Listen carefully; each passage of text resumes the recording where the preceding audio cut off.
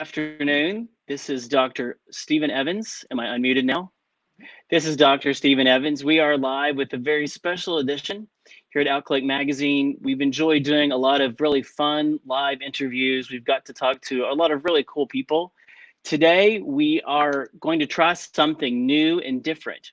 If you would like to join us on the broadcast to ask questions or chime in, email us at outclick@gmail.com. We will send you the link and you can jump in and ask questions. So we're going to give that a shot today. We are joined by some special guests today. Dell Shores, writer, director, producer, comedian. Some of his lists include Sordid Lives, the TV series, A Very Sordid Wedding, Southern Baptist Sissies. He's worked with Queer as Folk and Dharma and Greg. We also welcome Emerson Collins, actor, producer, TV personality, who's also worked with A Very Sordid, starred in Very Sordid Wedding, Buyer and Seller. They both work in the Dell and Emerson show. He's been in Rent on Fox, 6 Characters in Search of a Play, which is streaming.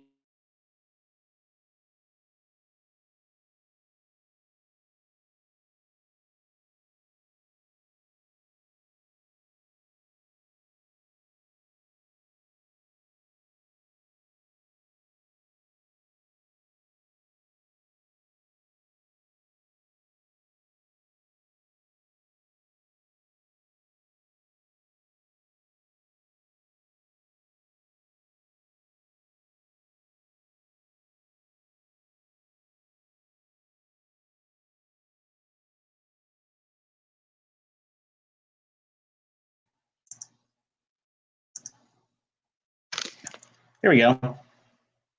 Yep. Here we go. We are live and the technology cut out. Ooh. I love live technology. As soon as you go live, it's the minute that your phone decides to ring and something decides to happen. We've all suddenly become not experts in new forms of technology. Hi, Dr. Stephen. How are you? Thank you for joining us. Thank you for joining us. I thought for sure it was me. I always think, oh, I've done something wrong. What am I? Because it was somebody else this time. I'm so happy.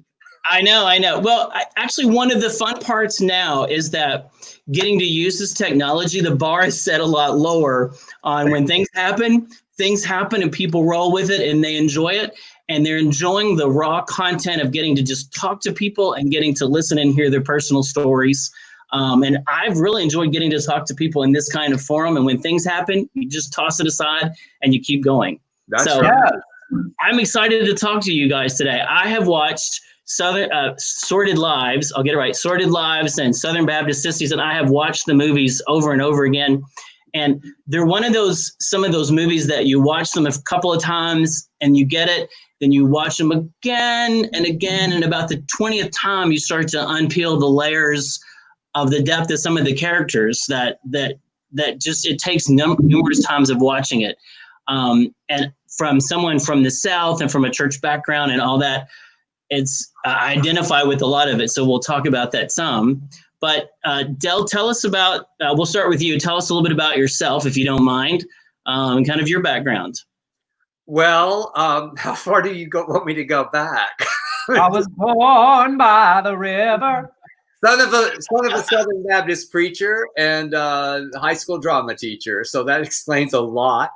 And, I came out to LA to act and got derailed with writing. I was always a writer as well, but sort of wrote selfishly at first to be in things that I could be, wrote my first play so I could star in it. And then it just happened. It just happened. It really did. I mean, it truly was an example of the law of least effort, because I wrote a play called Daddy's Dying, Who's Got the Will, and it took off. And I never had to really pursue a writing career. It just sort of was handed to me as I wrote, and I just continued. I have lots of stories to tell, as all my friends know. So I've been telling stories for a long time, and I feel that everything that I do I'm a storyteller, basically. Mm-hmm. And the stories are, are part of who you are. They are. They're part of my fabric. I love what you just said, that you said that, the layers, because I always, when I teach acting and when I direct, I always tell actors, scratch deeper, scratch deeper. There's more. There's more to this character. And Emerson, tell us about yourself. And I am also from the South, from Texas. Raised in the Southern Baptist. Well, Texas isn't the South if you're from Texas, but it is. And also grew up in the Southern Baptist Church. So we all have similar origin stories. And then I was trying to be an actress in Dallas. And then I did a play called Southern Baptist Sissies, and I met Dell Shores, and then it just happened. It just happened. And ever since, and all of my work and our work together grows out of, I want to be an actress, and the things we do give me an opportunity to do that. But he's very good at other things. I mean, he directed me in 6 Characters in Search of a Play, and he's an amazing producer, but he's a brilliant actor. And I've been fortunate enough to have him in several of my work. I've got 17 pages of notes from researching all of your work. So we're going to be here about 4 hours to go through all of it. The best thing about this time is nobody has anywhere to go. I know. I told people if they want to jump in and ask questions, or if they want to be part of it, they can email us. Arthur is, I'm going to put it here in the chat, at gmail.com. We can send them a link and they want to jump in and ask you guys questions. I think that would be a lot of fun. Yeah. I want to go back to Sorted Lives. Tell us a little bit about how that became about, if you don't mind to give us a little synopsis about how you conceived of that. I know that's back before, but that one for me was just such an eye-opening movie, and there is just nothing like seeing Leslie Jordan walk down the hall with that wig on, and when he runs away in the truck, and that's one that, again, I've watched probably 25, 20, 30 times, that the layers peel off. It's just such an iconic gay movie and mainstream movie. Yeah. It was, it was just a story that sort of evolved over a couple of years. I was not out when I first started writing those characters. I wrote a short story called Nicotine Fit, and it was about based on my Aunt Sissy and her trying to quit smoking for 3 days. And then I always, when I write, I always throw in a big old stake, drive the stakes high.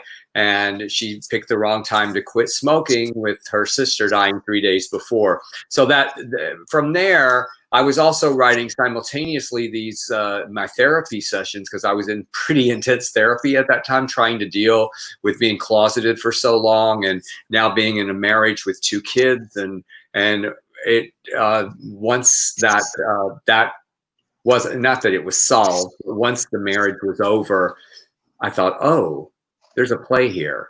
And I started writing it, and then it was just all over the place. I mean, it was like the bar so I first thought it was 4 1-act plays, and then Ty's therapy sessions, and then all of a sudden I go, oh, this is how it comes together. And the Sorted Lives is the reason I started directing, actually, because every director I took it to, they were going, this is a mess, and it is, but it's my mess. And I knew how to tell the story, that mess. I knew how to stage it. And now I go, okay, it's sort of my most famous piece. And not that I was right, but I was. But the movie then came, and who knew?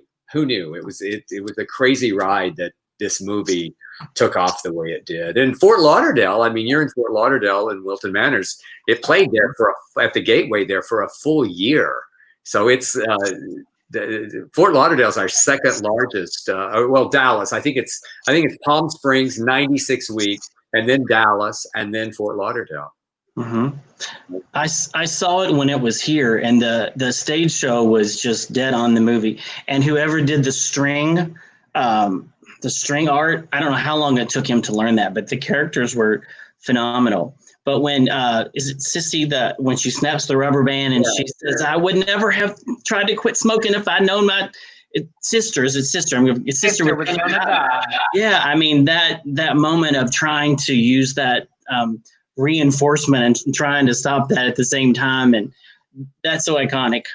And the imagery of that and the fried chicken, and it's so of the South. It's like, whenever I play the South, whenever I do shows in the South, I always love playing the South, and because you don't have to explain to them why you pick up a pie and look at underneath it. You go to the northern states, they go, why was Bonnie Bedelia picking up that pie? But we Southerners, we get it. Yeah, and just the layers of the characters. Who is your favorite character? Oh, I can't say that.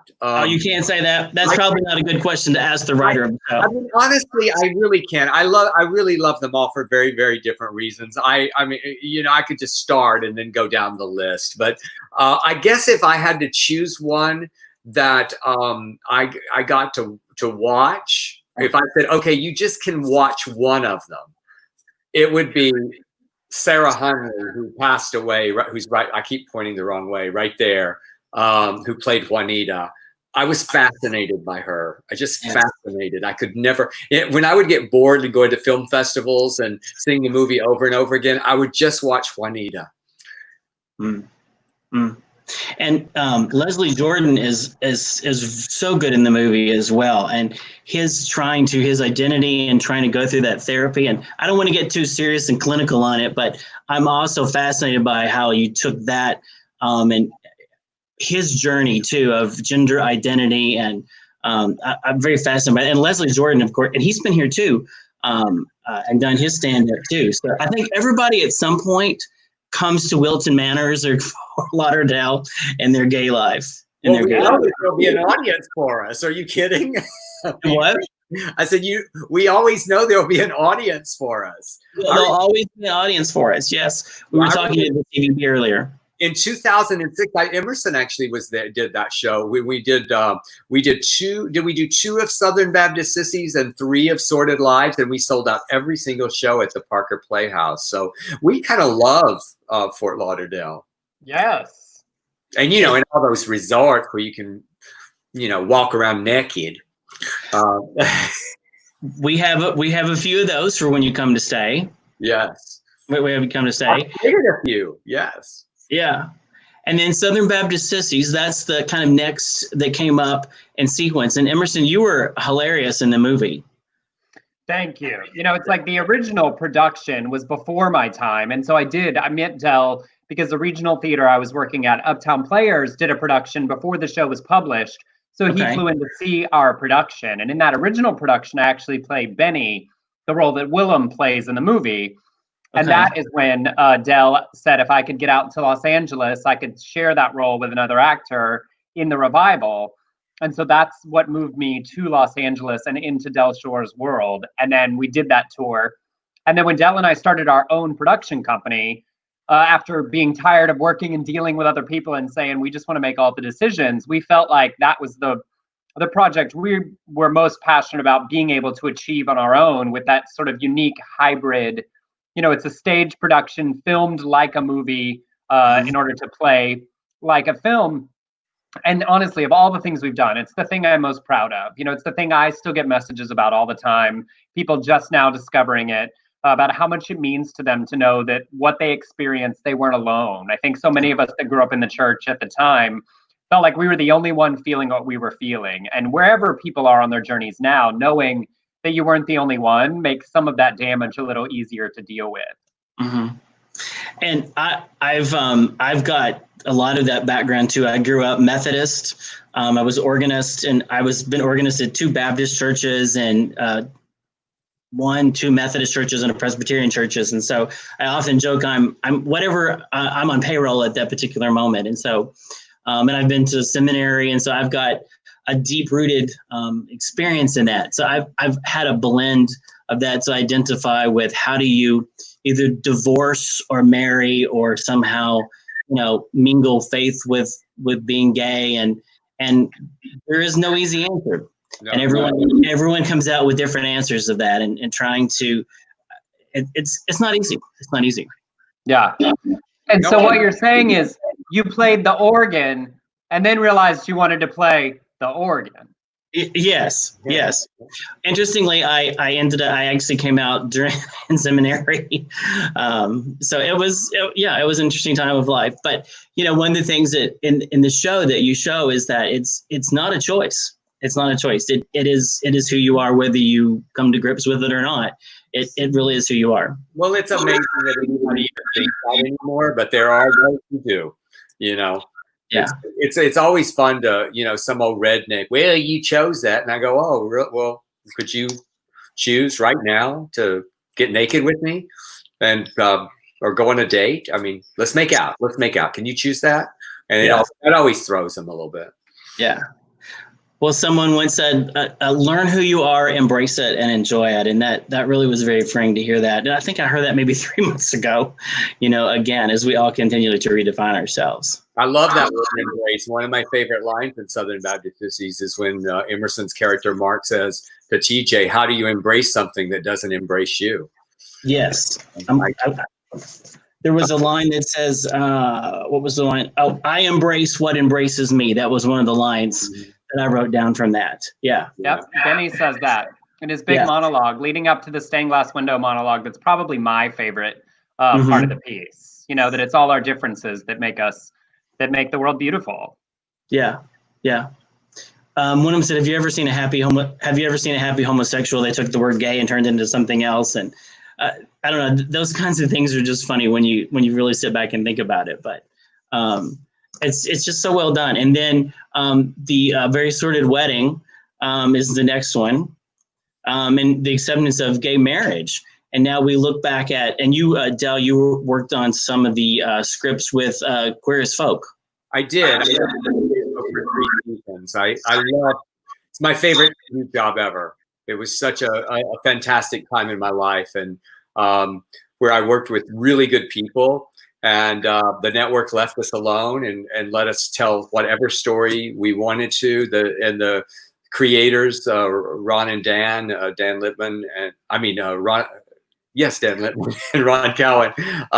They really wanted to know about our lives, and then took part of our lives and put them into various characters. We were able to just, hey, what's going on in your life? Let's see if it fits. So it was a great time. We just had a big reunion with everybody on StreamYard and all that. And it was great to see everybody. Yeah.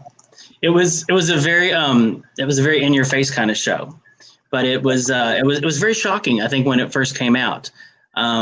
But it really, I think it, along with Will and Grace, were the two anchor shows that helped normalize homosexuality into our culture, because it gave people a language, it gave people words, and it gave people real people to identify with that were not just ideas. And I think those in my mind are the two shows that really helped normalize what being gay was like and gave them a language. I do too. I like to add one more to that, because one thing that I thought that 6 Feet Under did was that it presented a family, and one happened to be gay, and there was this, it wasn't just all, but it was around the same time. They were the HBO, we were the Showtime. Yeah. And there was one episode when I think he's bashed, and that one will just grab you and not let go. That was before my time. I think that was in the first or second season. I was actually a fan of the show before I was offered a job on it, and it was crazy how I came to that show. I had directed a little movie with Olivia Newton-John and Swoosie Kurt, and Swoosie had been in Dan and Ron's show Sisters. And at the same time, Southern Baptist Sissies was a big hit on stage in LA. Ron and Dan are from the theater, and Swoosie said, I hear you're looking for a new writer. I found him for you. Go see Southern Baptist Sissies. They came on a Friday, and they offered me a job the next week. So it was kind of one of those things where I wasn't looking. It just happened. So it was like I said, it was truly the best TV experience I've ever had. Yeah. Yeah. And then Emerson, you were also in Buyer and Seller, I saw. Yes, in my it's one of the only things I've done in the last decade that we didn't all do together. Of course, Michael Urie made Buyer and Seller famous, Jonathan Toland's play about the theoretical idea of what would happen if a man got hired to work at the literal mall in Barbra Streisand's basement. It is a real place that she really built to store her collections, and it's a one-man show playing 6 characters. So I did the first regional production here in Palm Springs, actually, with Coyote Stageworks. My director, Larry Rabin, and Chuck Yates have known Jonathan forever, so they asked him for the rights. And so I did the first production that Michael and that team hadn't done. And it was a grand and glorious experience doing a super gay play for super gay audiences here in Palm Springs who loved and appreciated every single Barbara joke. And then the Laguna Beach Playhouse came and saw it and asked for our production, so I mounted it again there the next year, and it was an amazing experience. We did Island City Stage, which is one of our local LGBT theaters, did it, and we did a cover story on that particular show. So yes, I've seen it here. Yep, I love it. I'm trying to figure out a way to do it again. Do it again. We would love to see it again. And then you did 6 characters. I have to read it. 6 characters in search of a play to get all the wording correct, which is streaming on Broadway HD. Yes, Dell's most recent one-man play. He's done a bunch of stand-up tours, and it was so great. He wrote this one much more as a play, and we had the most glorious time fleshing out the performances of the characters that he toured all over the country with, and we loved it so much. And then we made it as a film as well. Okay. And this is the platform I think that Broadway is using to stream their current shows, which are not playing. So this is part of that collection. Well, it's Broadway HD, and although the show was never on Broadway, I always say, now I'm on Broadway of sorts. You are, yeah, there you go. So I'm currently on Broadway. But Emerson, back to his what he was saying, one of the things that was kind of wonderful about reversing. We switched roles where he got to direct me, and he was so brilliant because he had done Buyer and Seller, so he really understood that format, and he was so mean to me. He was just unbearable to make me learn all the lines as written, and all the, it was a challenge. It really was. But I think you did get even with me just a little bit by payback for all of us who've had to learn all these wordy tangent monologues that he writes so brilliantly in all of these pieces over the years, but they're hard to memorize. And so this time it was his turn. And, he'd say the lines and he'd sort of get at the idea of it. And so I did say once, I said, you, the actor, are doing a disservice to you, the writer, because you wrote it better than you just paraphrased it. And then I think, and I agreed with you. He also did, the one thing I love that you did, Emerson, also is he had, because he had done several characters in Buyer and Seller. He really made me isolate each character to the degree that the specifics of what hand does she smoke with, what's her posture like, how does she walk, or how does he talk, so that was the hardest thing for me, I think. But boy, once it landed, it's just in your muscle memory. And we did 77 shows nationwide, and then got mostly great reviews. There was one asshole in San Francisco who didn't like it, but other than that, there's always one. If you don't make at least one person mad, you're probably not doing something right. Well, exactly. But trust me, I've made a lot more than one mad at me, especially on Twitter. That was a great show. You guys have such great energy. I can tell that there's a. I'm tired of the word synergy, but it works really well here. You guys have really great synergy. I can tell the way you build off of each other. Well, we like each other. We love what we do. For all of whatever, it all comes back to the work. We're passionate about the projects we pick. We don't do stuff just to do stuff. I mean, I wouldn't be sitting on shows begging for Venmo tips if we did stuff just to make money. And so we pick things we're really excited to do, and then it's worth doing whatever it takes to make that thing the best that we can make it. And that's our rule. We don't work with assholes. You know, if you can have any complaint, if it's about the work, and we will try to make that work. But anything else, like, we don't have time for that. You know, it's not worth it. What we do is we have messages we want to share, we want to entertain people. And if you can't do that and be nice and have fun, you know, why bother? And I think another commonplace that we have is we both started in theater. I mean, Emerson has a theater degree. I don't, but I worked in theater. My mom was a drama teacher, and so I lived and breathed the theater my entire life. We both went to Baylor, and he majored in theater. I did not. Then I decided my senior year, I'm just going to be an actor. I'm going to go out to LA. And so we both love theater, which is, you know, one of the reasons that we're doing a lot of shows right now is because of theater. We want to make sure that theater continues to be alive and well, and that we can have a place for ourselves and other artists to create a safe place and where we can all go back. I mean, we were in the middle of rehearsal of my new play in Dallas, and having just had a very successful production here in LA, another successful production in San Francisco, and we just had to close. I mean, we literally had to just abort the production. I felt like we were just fleeing because we were so worried a travel ban was going to happen. And I've never packed that fast ever. So go ahead.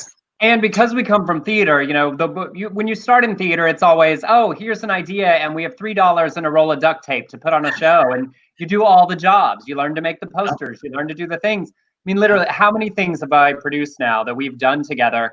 And in January, This Side of Crazy, Dell's newest play, the LA premiere, somebody came in overnight one night and just exploded diarrhea all over the bathroom. And I was like, well, where's the plunger? Let me get to work.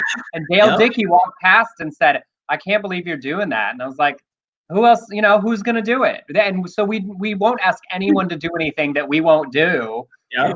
When we made Southern Baptist Sissies, Dale is not.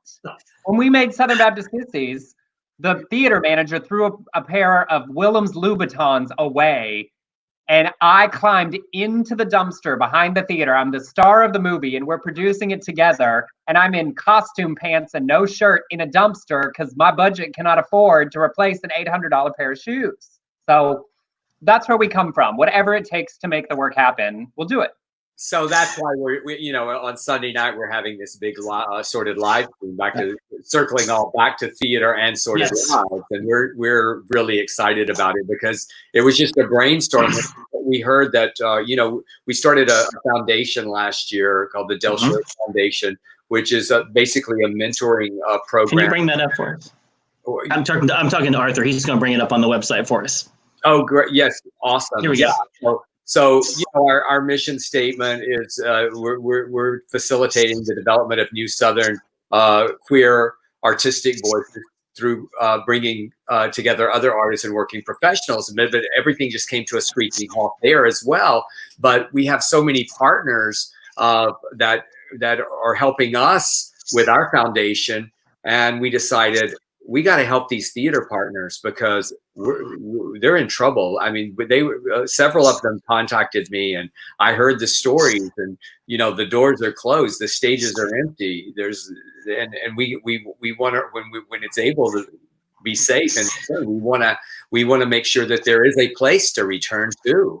So not that we can do it all by ourselves. So this was just a wonderful, it's so far been such a beautiful experience because nobody, not one person that is participating is taking any money. And we were able to make calls, and I just got on the phone and I started with Bo Bridges, and he said, yeah. And then I thought, okay, well, Caroline Ray and then Beth Grant. And so one by one, it just all came together, and we didn't get any no's. Everybody said, yes, I want to be a part of this. And so we're excited. We're excited to bring it to everybody and to raise some much needed money. So yeah, go to the DellShoresFoundation.org. Just go DellShoresFoundation.org, and be sure to, if you have, I know a lot of people are struggling right now themselves, but if you have some excess money in the bank, and you want to theater continue, and you want to support your local theaters, all the profits for this night are going to 23 theaters nationwide. So this is Sunday night, this coming Sunday, May 31st at 8 p.m. Eastern Standard Time. And just so everyone knows, this is an all-star play reading of Sordid Lives. The play. The play. So everyone needs to mark their calendars for this event, because this is going to be really, really cool. I'm really excited about this. You got the image going? Okay. Yeah, Arthur's working on the image for us. And if you go to YouTube, you can search #SordidLivestream, and you can set a reminder for the broadcast there, or go to Dell's Facebook page, and the top pinned post is where the live stream will be as well. And these 13 actors have appeared either in the original play, the film, the series, or the sequel. And then we also have a bunch of people who sent in messages who have appeared in the franchise as well, from Alex Ponovic and Alec Mappa and Carson Kressley to Georgette Jones, Tammy Wynette's daughter, who was in the series, and Olivia Newton-John sent us a special message. Tony winner Levi Price is going to perform the theme song at the end of the night. But it's sort of exciting to look at like a whole night, and everyone that will be there was in Sordid Lives. And, and you as a fan and me as a fan of Sordid Lives long before I met Dell, it's exciting to think that this 24-year franchise, one of the largest, longest running queer franchises in media, that all of these members of the family are still excited to join. And so many of them also started in the theater and continue to go back and perform in the theater, and are thrilled to be a part of it. So we feel really lucky for their support. We're excited that these 23 theaters represent nonprofit theaters across the country, from Biloxi to Baltimore and Shreveport to Spartanburg. And we're really excited to do what we can to ensure that, they are able to continue providing queer art, queer artists, queer focus. They've either done Dell's plays, and we felt like, there's so many art institutions that need help, but these are 23 theater companies that last year, when we said, hey, we have this new idea, they all said, yes, we want to help. So with our little world and our little universe, we thought, let's help the people who were willing to help us.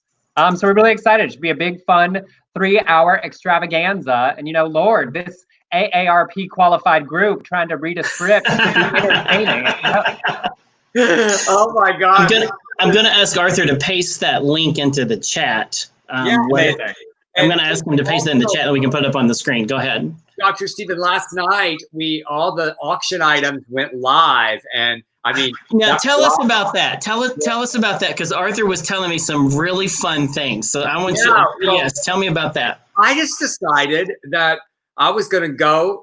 Now that we're all stuck, I thought, what do I have in my garage? And I went down there, and I had forgotten. I had 2 boxes of just big boxes full of Sordid Lives, the series costumes. So, and then we had been sent a lot of the costumes from A Very Sordid Wedding. So my daughter Rebecca and I had to go through everything. We had no idea where, I kind of go, oh, that kind of looks like Sissy's outfit. I remember she wore that, but we had to identify it all. But we got some gold. We already today it was, bids were already over $5,000 for all of the costumes so far, and they just started yesterday. So yeah, Dr. Eve's bra right behind me there. That Rosemary Alexander will be signing that for the lucky winner. Those shoes behind me were worn. Okay. Those were worn by Leslie Jordan in the original play. And hope you've got pants on. And yes, I think I do. And yes, I've heard about those. Wow. So those are signed by Leslie, and there's so many more, so many great. All the We Three Queens of Opry costumes that he wore as Tammy Wynette, as Dolly and Loretta. The good thing about Leslie, for this auction, was that we were going to loan a lot of the costumes for the upcoming stage production of A Very Sordid Wedding, and to Uptown Players, and we decided, we'd cast brother boy, and nobody fits into Leslie's costumes. And now that he's international Instagram star, so yeah, you can see some of the. This is my look at the. It looks like drag threw up in my bedroom. Y'all, I mean, Dell loves hoarders, always has, and now he looks like one. I know, and I'm just the opposite. I mean, maybe my garage is a little bit cluttered, but my house is so. I get anxiety just watching that room. Wow. So I even found, I think what I just picked up there, I even found the original earrings that Leslie Jordan wore in the play and in the movie and also in the series. They were in the garage in a box. And that's Nolita's wedding dress from the series. That big poster of Rue was seen in A Very Sordid Wedding. So yeah. Okay. Whoopi Goldberg's robe we have from Sordid Wedding. Wow. So yeah, own a little bit of Sordid, and then at the same time help these wonderful theaters to stay in business.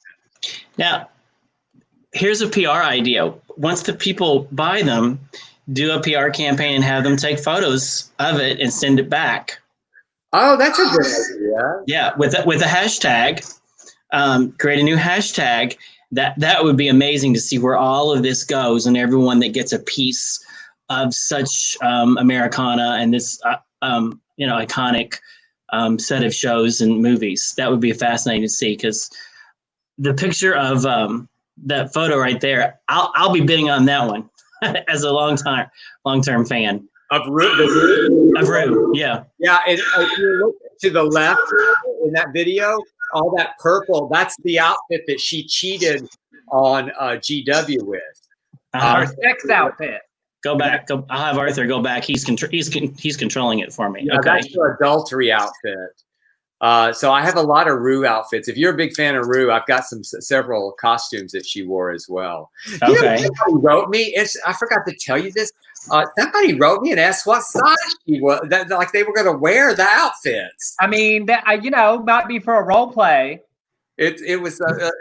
I've had some very odd emails and messages over the past couple of days over these costumes. Some guy wrote me and told me I was making a very big mistake, that I needed to create the Sordid Lives Museum in Palm Springs. And I said, I don't have that kind of energy. I just don't. I'm just going to sell them.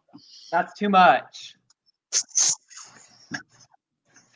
Well, you're creating a museum nationwide, so people will enjoy it, and it's for a good cause. And what a better time to do this I can't think of. So I appreciate you doing it, and that's really cool. That's really cool. Oops. I'm learning how to click this right button too. So Arthur and I are working on it together. But that's really great. And then you all.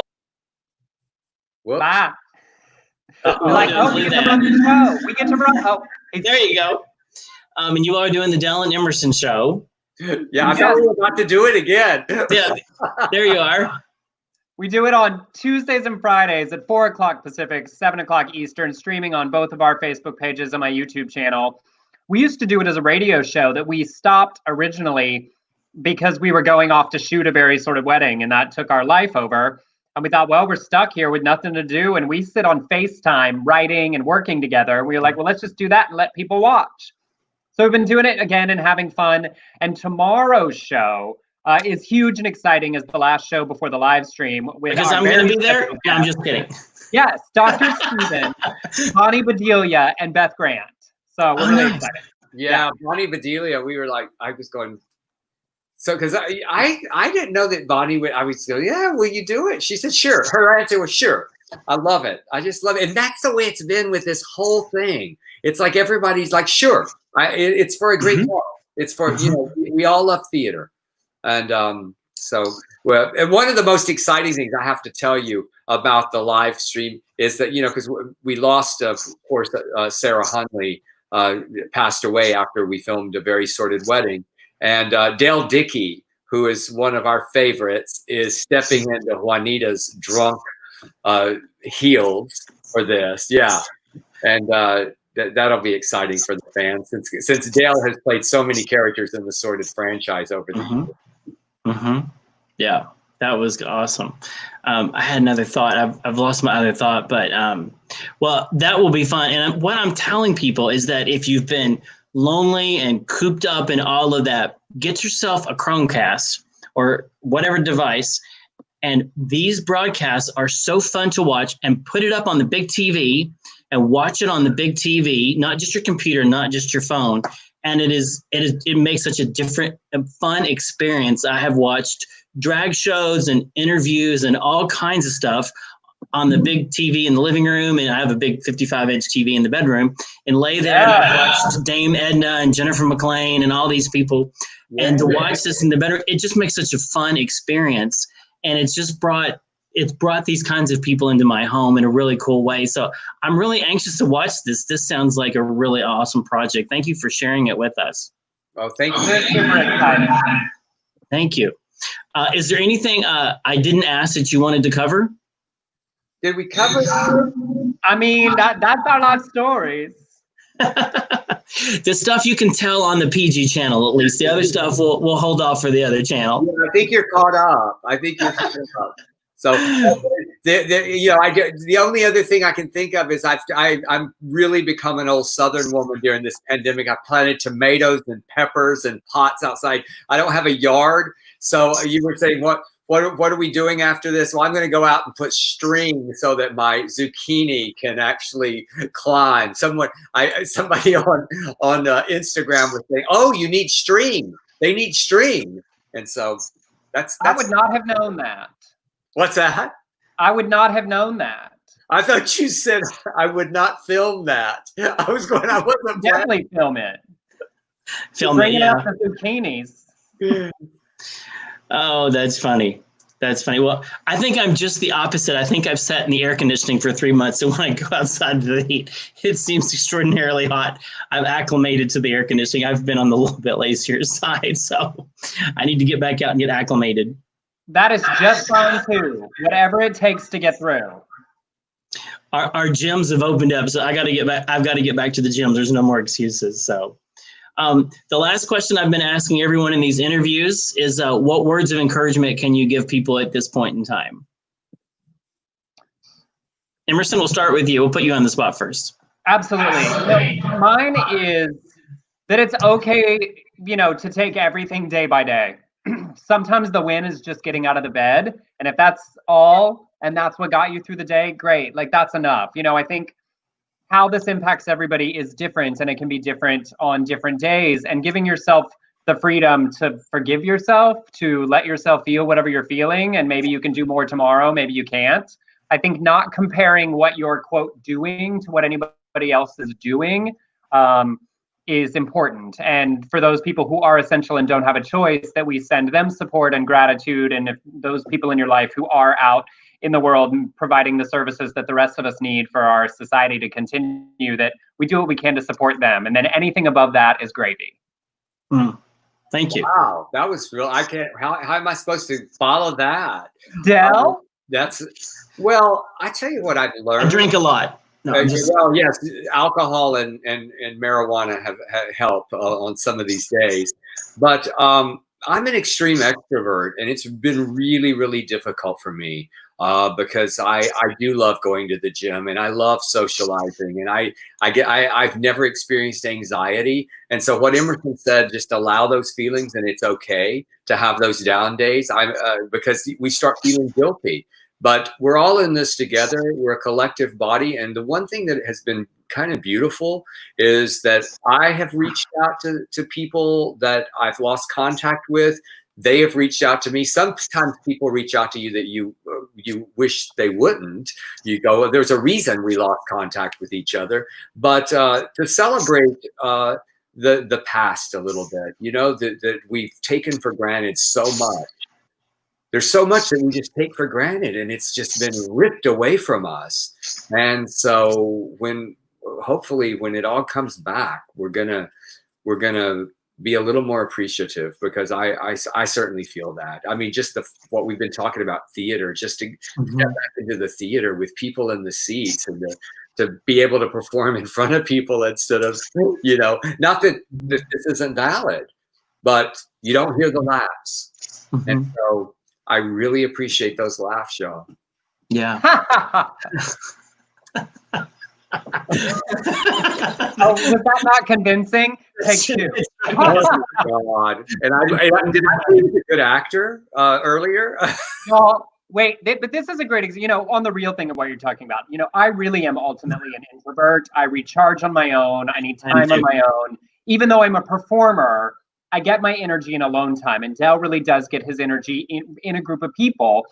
And that's the serious, and it's okay for people to know the difference, and to know that this is impacting different kinds of people differently.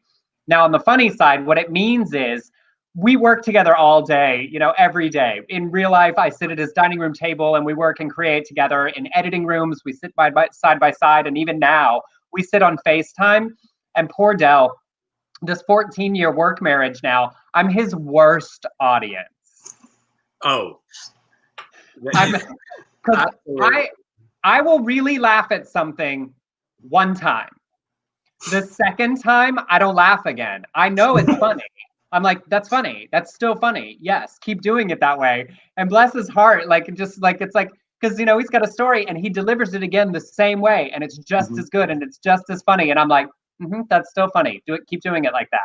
It's the worst reward. So basically, what he's saying, that when we do the show, the Dell and Emerson show, he's really just acting. He's just acting amused. He's acting like he's listening because he's heard everything before at least once. Like, I've often said that the pull quote from my big interview, when I finally get like the giant role, the pull quote will be, "The best performance of my life is my life." We are all actors on a stage. Correct. Wherever that stage may be. Wherever that stage may be. Well, I have really enjoyed talking to you all. It's been a real honor and privilege for me for you all to join us, and to get to do these. Who would have ever thought that our world would change and we would sit in these kinds of platforms? But to get to talk to people in this kind of platform has been one of the silver linings of the craziness of the world, is to get to sit and chat with people, and you know, movies and things we've watched forever, and authors that I've followed for 20 and 30 years, and musicians, to sit and see their homes and see their backgrounds and to see them just chat and be them has really been really nice, and really one of the few silver linings to come out of it. So I am very thankful for you to sit and chat with me. Well, that's been truly our pleasure. Thank you for having us today. This has been fun. Absolutely. Tomorrow night is going to be a blast. I can't wait for that. So we definitely look forward to that. And thank you for your hard work with it. Sunday night. The 30th. It's Sunday night. Today my days are all wacky. It's Sunday night. What's the day? It's Fridar's Day. Like days, what does the day mean? Yes. Thank you. Thank you for it. And Arthur's got all of our stuff pasted in there for us. So yes, it's Sunday, May 31st, 8 p.m. Eastern Standard Time.